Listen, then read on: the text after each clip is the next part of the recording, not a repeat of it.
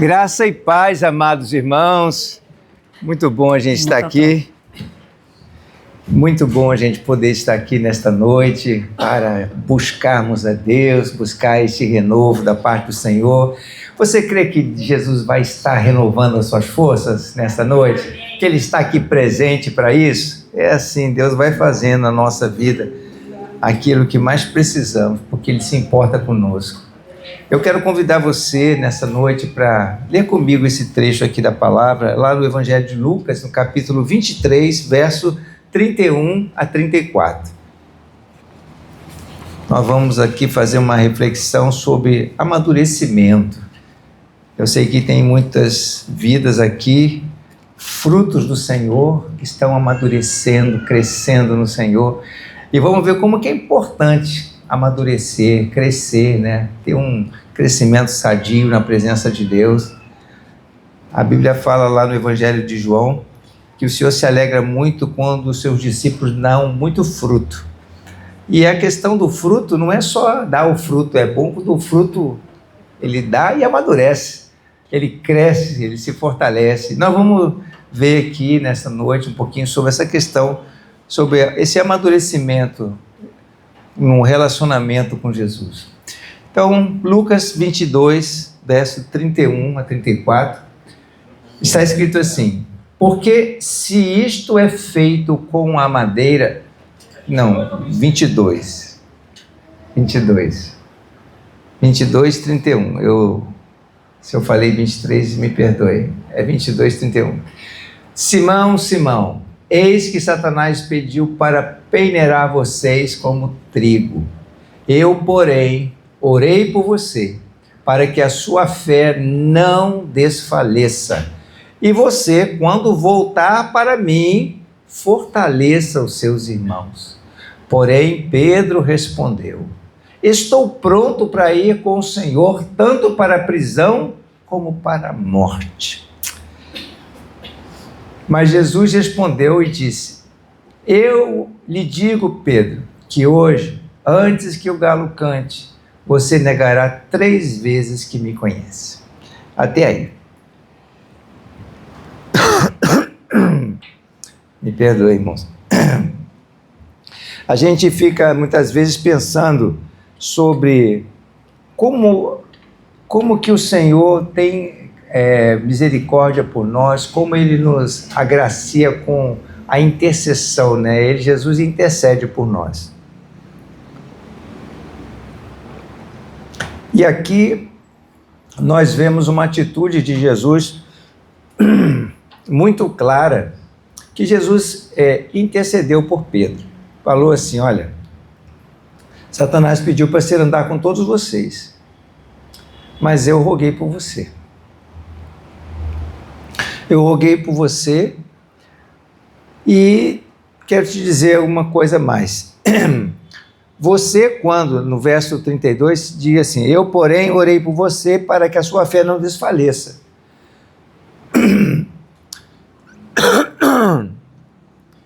Ai, misericórdia. Pigarrozinho. E você, quando voltar para mim, fortaleça os seus irmãos. Irmãos, é importante nós entendermos que Deus conhece a gente profundamente. Deus conhece o nosso interior, sabe o que se passa na nossa vida. E antes mesmo de nós nascermos, Ele tinha traçado um plano para nós. Deus havia preparado algo maravilhoso. Quando a gente está compartilhando o Evangelho com as pessoas e a gente fala sobre aquelas 4 leis espirituais, que a primeira lei fala que Deus amou o mundo de tal forma que Ele preparou um plano maravilhoso para que todo ser humano desfrutasse com Ele. Todos nós somos projeto de Deus, plano de Deus. Quando você foi concebido, lá no ventre da sua mãe, havia milhões de espermatozoides e você foi o escolhido, você nasceu, porque Deus tinha um plano, tinha um propósito. E aqueles milhões de irmãozinhos que você poderia ter, se foram. Porque Deus separou alguma coisa especial para você. Então, quando a gente fala isso, né, quando a gente está compartilhando o Evangelho, que Deus amou a gente de tal forma que preparou um plano maravilhoso para que nós tivéssemos uma vida de relacionamento com Ele, não é em vão que a gente está falando isso, porque Ele realmente preparou. Só que houve um problema que a gente costuma citar, que é o pecado que entrou no mundo. E isso nos separou de Deus. Porém, Ele, não satisfeito com essa situação, mandou Jesus, que foi a solução para as nossas vidas. E após essa solução ter vindo, pois Jesus assumiu a culpa do nosso pecado, Ele então pagou o preço para que nós só alcançássemos a misericórdia. Contudo, a gente precisa tomar uma atitude. A gente tem que tomar uma ação. E essa ação é aceitar ou não o que Jesus realizou por nós. E aqui agora eu quero falar um pouquinho primeiro sobre esse plano de Deus na nossa vida. E a gente pode ajudar a concretizar o projeto de Deus, o plano de Deus, ou a gente pode atrapalhar. E aí ficar muito mais difícil o cumprimento desse propósito. Aqui a gente observa claramente que o Senhor, conhecendo o coração de Pedro, falou para Pedro: Pedro, o diabo pediu para se andar com vocês. Certamente pediu para se andar com João, com Tiago, com Tomé, com todos os seus discípulos ali. No entanto, o Senhor disse para Pedro: Pedro, mas eu roguei por você, para que a sua fé não desfaleça. E quando nós estamos caminhando com o Senhor, muitas situações e circunstâncias procuram desfalecer a nossa fé. Procura, vamos dizer assim, tem um termo em português que a gente fala arrefecer. É diminuir, reduzir, apagar. E nisso a gente precisa prestar atenção, porque, primeiro, nós temos um aliado do nosso lado, nós temos um intercessor, e ele se chama Jesus Cristo. Ele peleja por nós. Eu tenho meus filhos têm também um intercessor, que é o seu pai. Eu tenho uma esposa, uma mulher de Deus, e eu sei que ela é uma intercessora, intercede por mim. Então nós temos muitos intercessores, quando nós cumprimos nosso papel, mas mesmo que todos os intercessores falhassem, Jesus não falharia, porque Ele intercede por nós, e Ele peleja por nós, porque Ele nos conhece. E por que Ele peleja por nós? Porque Ele deseja ver cumprido nas nossas vidas o plano de Deus. Ele não quer que a nossa fé arrefeça, ou seja, reduza, diminua e nem se desfaleça, mas que a gente prossiga com Ele. E eu quero primeiro falar sobre esse plano, sobre esse propósito. Veja o que está escrito no Salmo 139, verso 16. Só para você confirmar o que eu estou te falando. Deus tem algo preparado para nós. Lá no verso 16 do Salmo 139, fala assim: os teus olhos viram a minha substância ainda informe, e no teu livro foram escritos todos os meus dias, cada um deles escrito e determinado, quando nenhum deles ainda existia. Antes mesmo de você nascer, o Senhor tinha um plano. O Senhor tinha um propósito para a sua vida. Quantos já ouviram falar ou já leram aquele livro, Uma Vida com Propósito? Qual o nome do autor desse livro, Uma Vida com Propósito? Eu não me lembro agora do autor. Esse livro é uma bênção, você deveria ler esse livro. Uma Vida com Propósito, né? Deus tem propósito na nossa vida. E aqui a palavra de Deus fala isso para nós. Mas então, pastor, o que o senhor está dizendo? Que Deus então preparou tudo escrito, o que ia acontecer na nossa vida? Não, Deus fez um plano, Deus preparou. Eu vou dar um exemplo, 2 exemplos aqui rapidamente para você poder entender esse plano de Deus. Primeiro, na vida de João Batista. Lá no Evangelho de Lucas, no capítulo 1, verso 14 a 16, Lucas 14, Lucas capítulo 1, verso 14 a 16. Diz assim: você ficará alegre e feliz, e muitos ficarão contentes com o nascimento dele. Aqui o Senhor falando a Zacarias, né, o pai de João Batista, pois ele será grande diante do Senhor, não beberá vinho nem bebida forte, será cheio do Espírito Santo já desde o ventre materno, e ele converterá muitos dos filhos de Israel ao Senhor seu Deus. Deixa eu lhe fazer uma pergunta. Você acredita que João Batista cumpriu o plano e o propósito de Deus? Cumpriu? Ele não foi aquele que antecedeu Jesus e preparou o caminho do Senhor para quando Jesus estivesse proclamando a palavra, ele já tinha, muitos haviam se convertido ao Senhor, e ele levava as pessoas, as pessoas iam ao deserto para ouvir o que João Batista dizia, pois ele desde o ventre da sua mãe já era cheio do Espírito Santo e estava cumprindo o propósito de Deus. Ele cumpriu ou não cumpriu o propósito de Deus? Então ele veio trazer, aqui diz no verso 16 que ele converterá muito dos filhos de Israel ao Senhor. Ele converteu ou não converteu? Converteu. Ele será grande diante do Senhor. Qual o testemunho que Jesus disse a respeito de João Batista? Vocês se lembram de um testemunho que Jesus falou sobre João Batista?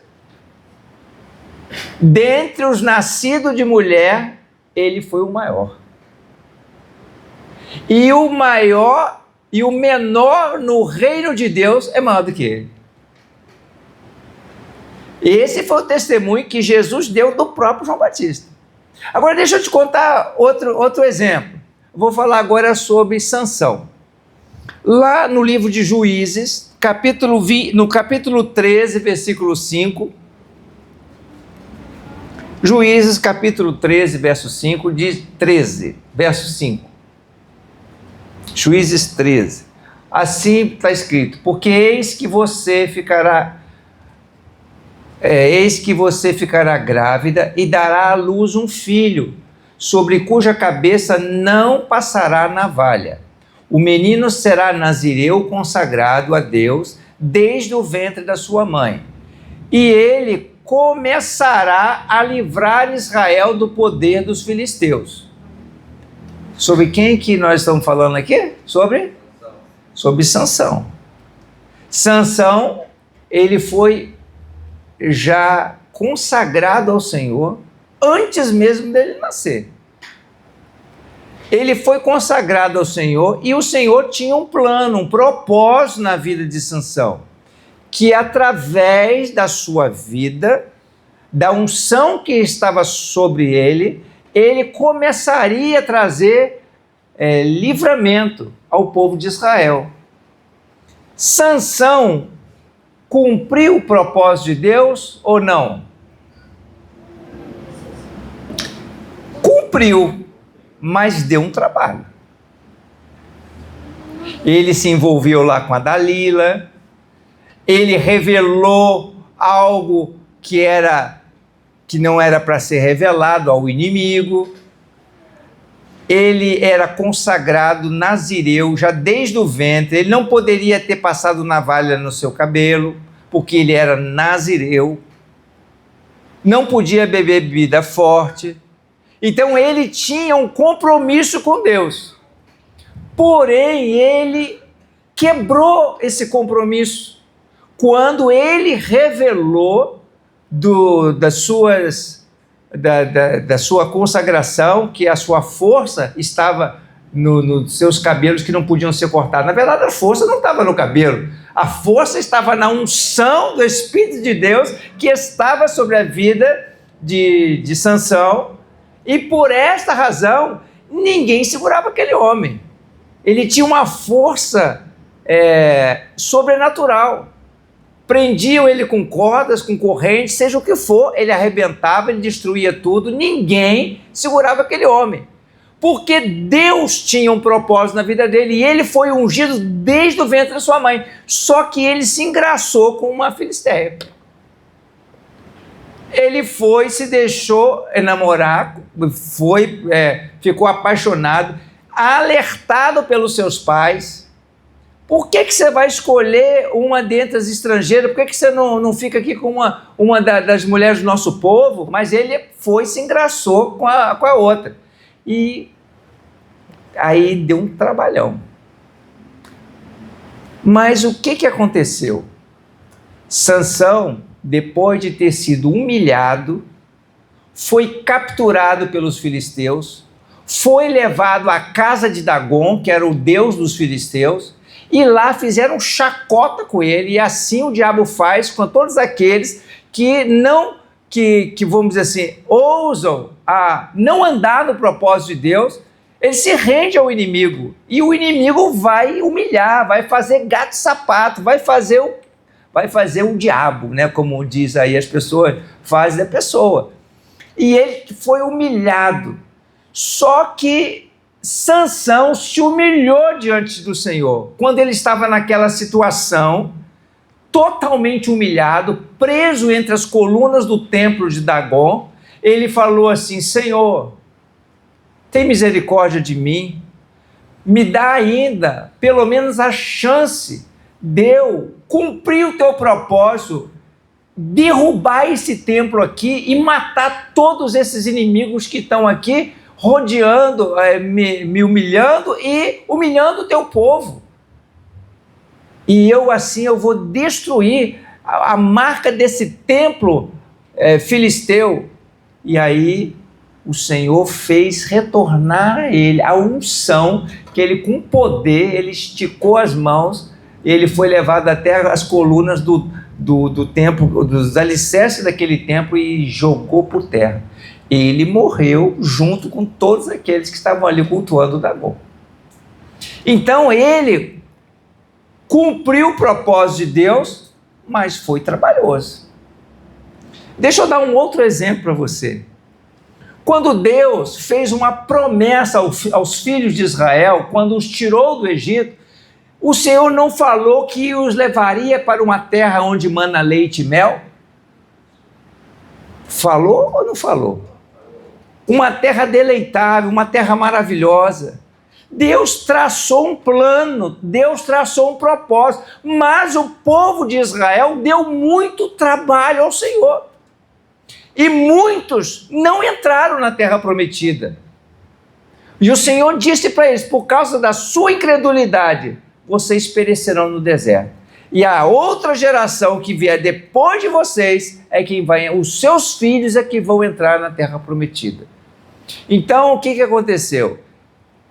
Muitos dos filhos de Israel não, vamos dizer assim, creram, naufragaram na fé e não tomaram posse do que Deus havia planejado para eles. Então eu quero, nessa pequena e breve palavra, eu quero falar para você uma coisa. Deus tem um plano na sua vida. Deus tem um propósito na sua vida, Elidineide. Deus tem um propósito na sua vida, meu irmão Rodrigo. Deus preparou algo maravilhoso. Deus preparou algo maravilhoso, Kátia. Deus preparou algo maravilhoso para você, Micael. Deus preparou algo maravilhoso. E essa é a razão, muitas vezes, que o inimigo tenta contra a sua vida, às vezes te deixando doente, te deixando enfermo, e às vezes tenta contra a sua vida, colocando vários embaraços para arrefecer a sua fé, para diminuir você, para tentar destruir, porque o diabo sabe que Deus tem algo maravilhoso para fazer na sua vida. E você pode ajudar e cumprir o propósito de Deus, ou pode atrapalhar. Aí vai depender da nossa atitude. Se nós favorecermos ao que o Senhor tem para nós, e aí agora é onde nós vamos entrar no âmago da questão, sobre a questão de amadurecer no nosso relacionamento com Cristo. Foi o que o Senhor falou para Pedro. Pedro, eu roguei por você. Nessa nossa caminhada, vão surgir muitas dificuldades, Belinha. Vão surgir várias coisas para tentar embaraçar seu caminho. Mas o que Deus preparou para você, talvez você nem tenha sonhado ainda. São coisas extraordinárias. E por isso Ele intercede por você. Ele zela por você, para te fazer vitoriosa, para fazer você crescer. E o Senhor peleja por nós. E o que nos compete fazer? Olha o que o Senhor disse para Pedro. E você, quando voltar para mim, fortalece os seus irmãos. Essa tradução é a nova, a versão atualizada Almeida. Eu queria que você lesse agora na versão revista e atualizada, que é uma versão mais antiga, se o irmão puder colocar aqui para mim no telão. A revista e atualizada, ela diz assim: eu, porém, roguei por ti, para que a tua fé não desfaleça. Tu, porém, quando te converteres, fortalece os teus irmãos. Será que essa tradução, converteres, é o que o Senhor Jesus estava querendo dizer para Pedro? Olha lá. Desculpa, eu não falei, é Lucas 22, 31. Aliás, 22, 32. Lucas 22, 32. Eu, porém, orei por você, para que a sua fé não desfaleça. E você, quando voltar para mim, é o que diz a versão NAA, mas a revista atualizada diz: quando te converteres. Será que o Senhor Jesus estava dizendo para ele assim: olha, quando você aceitar Jesus, você... o que ele está falando aqui? Fortalece os teus irmãos? Será que esse converter aqui estava se referindo a Jesus, a Pedro, aceitar Jesus de todo o seu coração? Será que ele não era convertido? Será que ele não tinha aceitado Jesus no seu coração? Eu acredito que não é isso que está falando.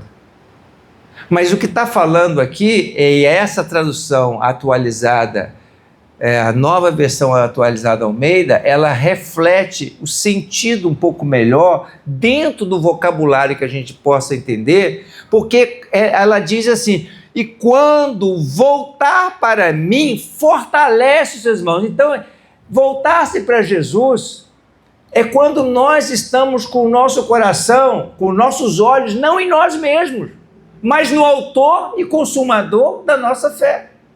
O que Pedro está falando assim? Eu estou pronto para ir com o Senhor, seja para a morte, para a vida, eu estou pronto a pagar o preço. Muitas vezes a gente está olhando para nós mesmos, olhando para os nossos valores, olhando para as nossas convicções, e que os outros se danem. Eu estou vendo o meu lado, eu estou aqui para o que deve é. Mas o Senhor conhecia o coração de Pedro. Assim: Pedro, quando você se voltar para mim, ou seja, quando você passar a me dar ouvido ao que eu estou te falando, e isso é importante a gente entender, irmãos, porque às vezes Deus está falando conosco, a gente não está dando ouvido ao que Deus está falando conosco. E quando os discípulos foram levados ao Getsemane junto com Jesus, quando Jesus foi orar lá no Getsemane, lá no finalzinho já do seu ministério, ele foi interceder: Senhor, se é possível, passa de mim esse cálice. Jesus estava angustiado, e ali os discípulos, eles dormiram, eles não puderam vigiar 1 hora com Jesus.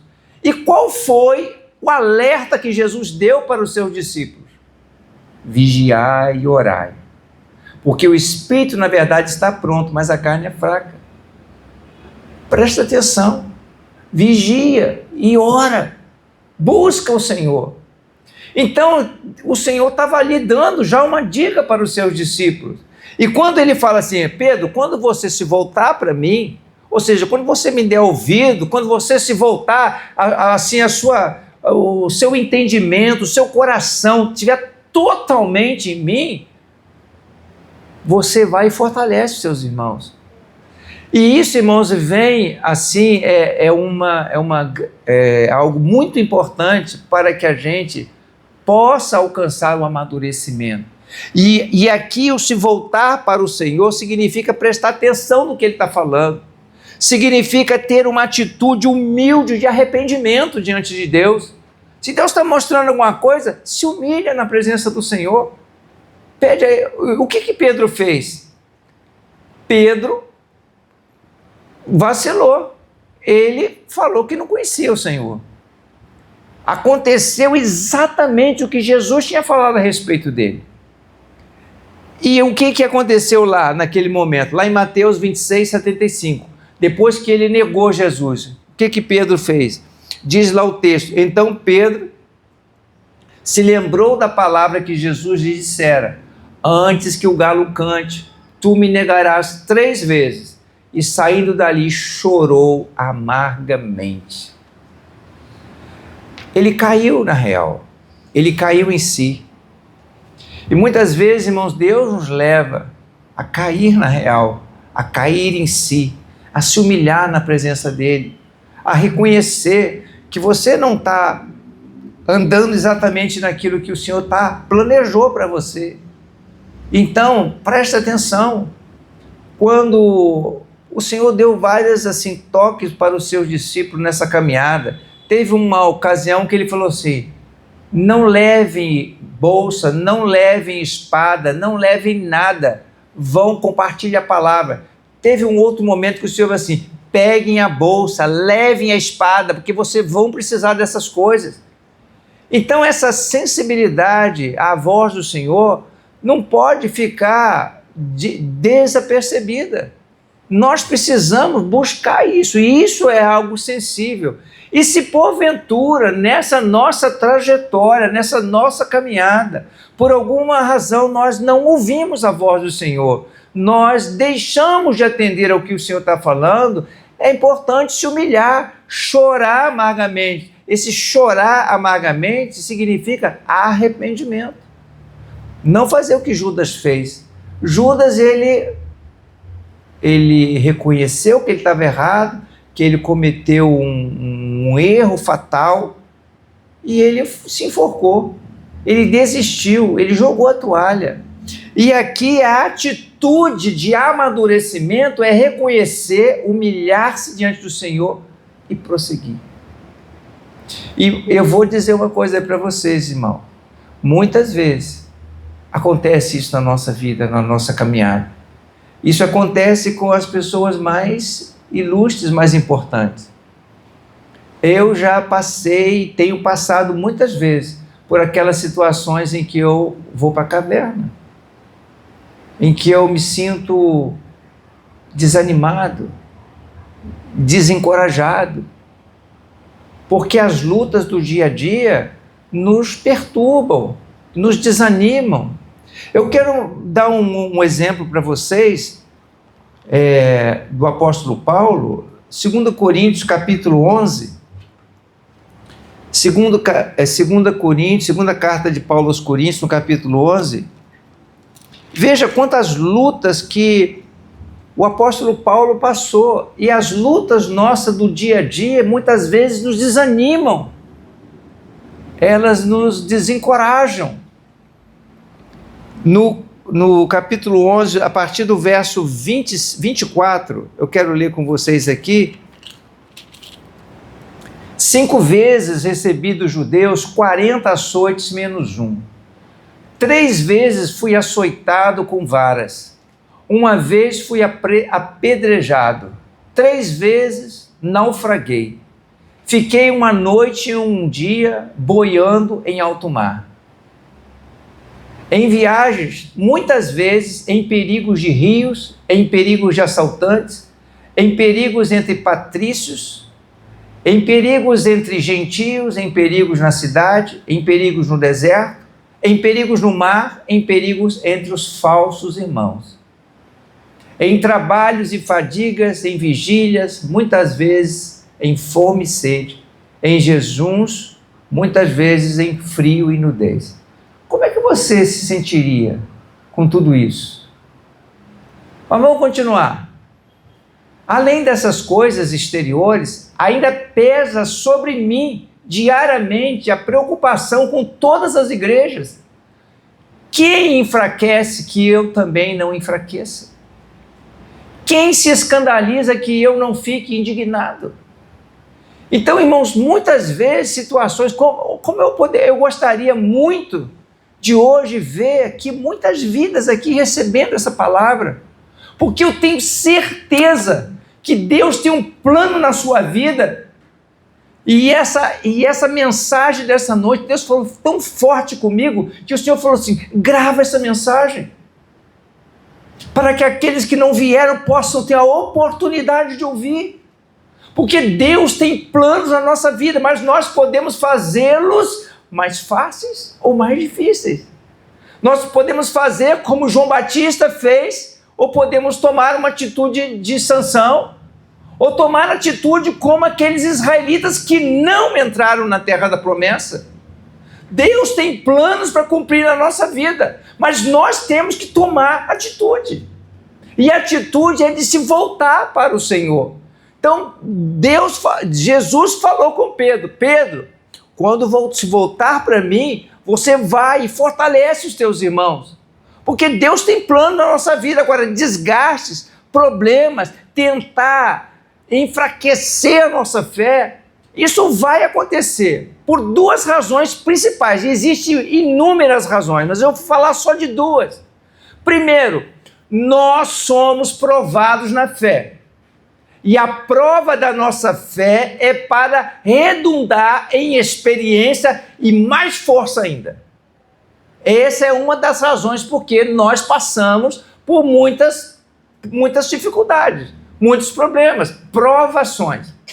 Tiago fala: tende por gozo passar por muitas provações. Não é pouca não, muita. Então essa é uma das razões. A outra razão é que nós temos um inimigo. E o inimigo, irmãos, como a pastora Miriam falou na última mensagem que ela ministrou aqui, ele não se preocupa com quem está lá fora, que já é dele, que está vivendo as coisas mundanas, que está cometendo pecado contra Deus. Ele não se importa tanto quanto eles, porque já estão na lama, já estão no buraco. Ele se importa mesmo de fazer alguma coisa contra você que está aqui, você que está buscando a Deus, você que está se consagrando ao Senhor. Aí o inimigo vai pelejar contra você, porque se pelejou contra Jesus, o que você acha que vai fazer com você? Jesus falou assim: se fizeram isso com o ramo verde, o que vão fazer com o galho seco? Então nós temos que prestar atenção nisso. Existem várias outras razões pelas quais passamos pela prova, pela tribulação, pelas dificuldades, mas eu estou elencando aqui duas que são as mais importantes. Primeiro, nós somos provados para fortalecer a nossa fé. E a nossa fé, que é muito mais preciosa do que o ouro e do que a prata, vai redundar em louvor e glória para o nome de Jesus quando nós passamos pela prova e somos aprovados.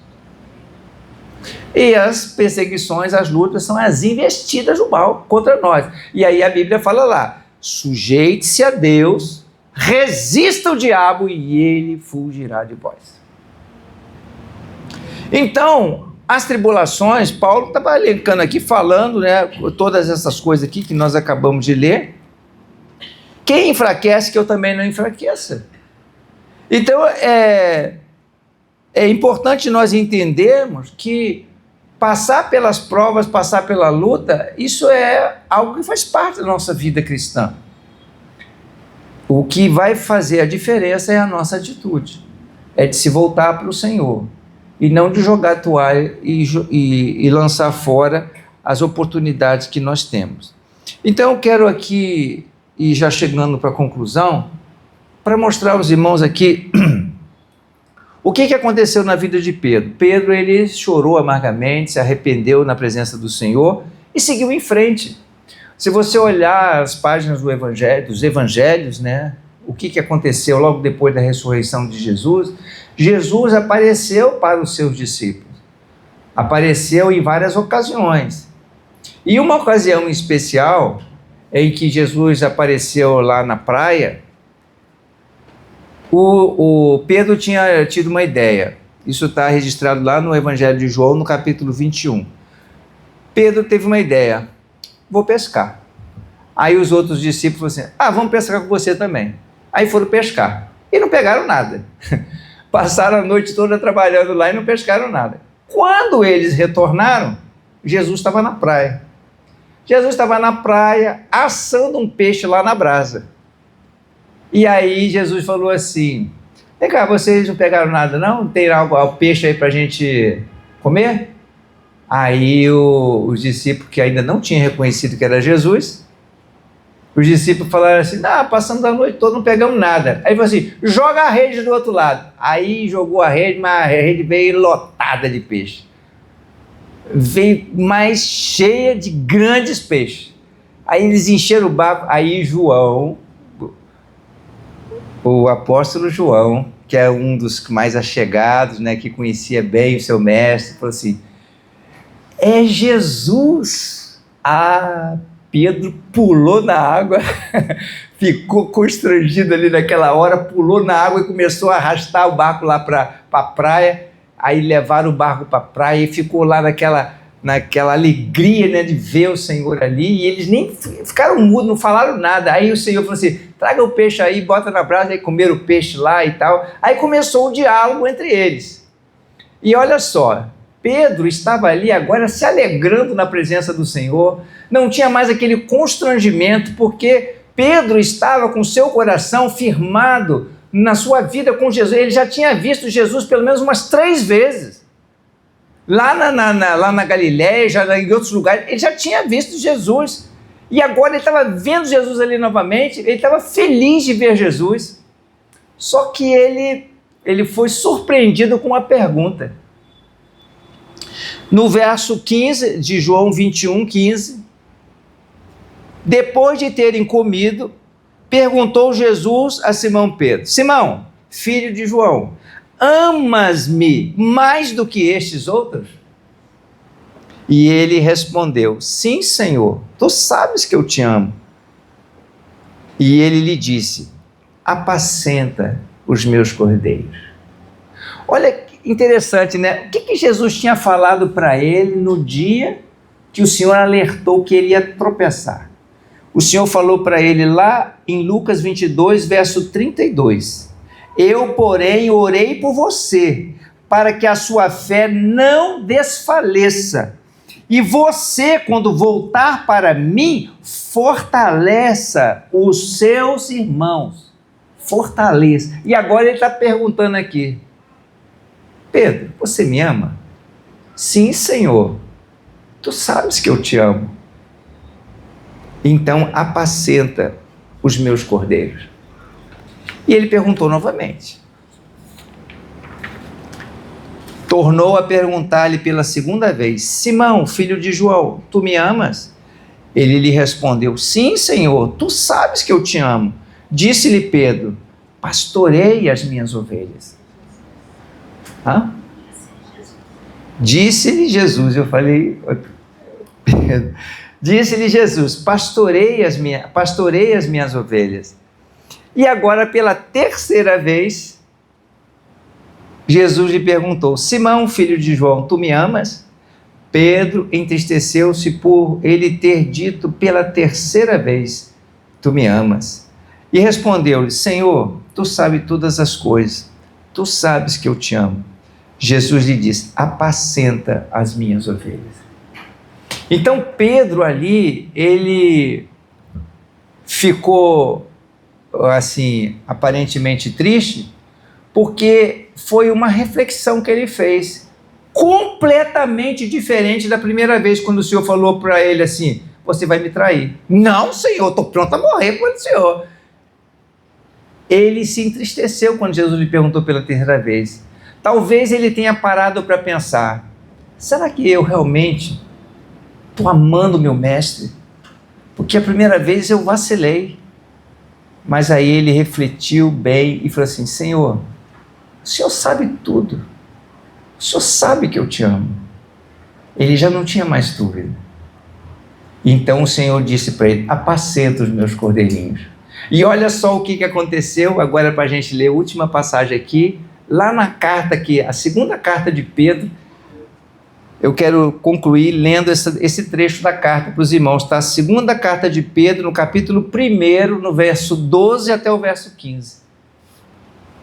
Por esta razão, sempre estarei pronto para fazer com que vocês se lembrem destas coisas, embora já as conheçam e tenham sido confirmadas na verdade que receberam.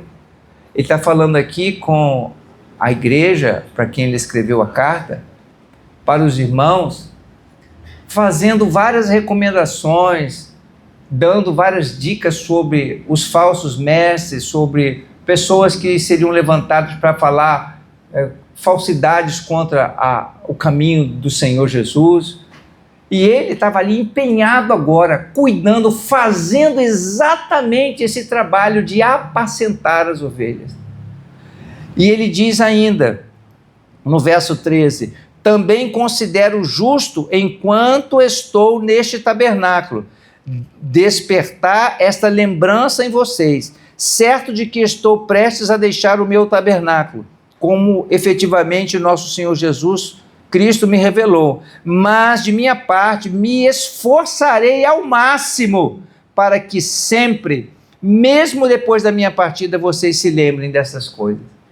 Então, o que aconteceu com Pedro? Estava ali agora um homem maduro, empenhado em atender e cumprir o propósito de Deus. Que você possa também se empenhar a cumprir o propósito que Deus tem para realizar na sua vida. Que Deus possa realizar os seus projetos e você possa estar assim, ó, ligadinho com Ele, sensível, com o seu coração voltado para Ele. Eu choro muitas vezes, eu também me alegro, e nessa caminhada eu sei que eu tenho um aliado, eu tenho Jesus para interceder por mim, e hoje eu tenho mais do que o aliado Jesus. Eu tenho a Nova Esperança, eu tenho a minha esposa, eu tenho os meus filhos, eu sei que eu tenho vidas que estão perto de mim, que me auxiliam, que no meio das situações difíceis que a gente passa, como por exemplo, hoje podia estar muitas outras pessoas aqui, mas eu não tenho a minha vida por preciosa, como disse o apóstolo Paulo, a não ser que eu possa cumprir com alegria a carreira e o ministério que eu recebi do Senhor. Por isso Deus falou comigo, leva e grava essa palavra é para você que não pôde vir, para que Deus abençoe seu coração. Essa palavra é para você que está aqui hoje, para que Deus possa renovar a sua fé, sua esperança, você possa ficar firme, sabendo que peleja todos nós temos, mas tem alguém que peleja por nós, e esse alguém chama-se Jesus Cristo, o intercedor mor, Ele que intercede por nós. Vamos ficar de pé e vamos orar nesse momento, agradecendo a Ele, porque Ele é bom e fiel. Fique certo disso, Deus não te deixa só, Ele deixou uma promessa, estarei com você até a consumação do século. Amém.